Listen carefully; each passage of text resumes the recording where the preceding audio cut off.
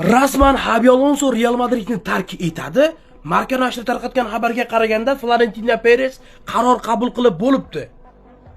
Agarda Real Madrid hamda Manchester City o'rtasidagi Chempionlar Ligasining navbatdagi uchrashuvida Real Madrid Cityga mag'lub bo'ladigan bo'lsa, Xabi Alonso Real Madriddan iste'foga chiqarilishi mumkin ekan.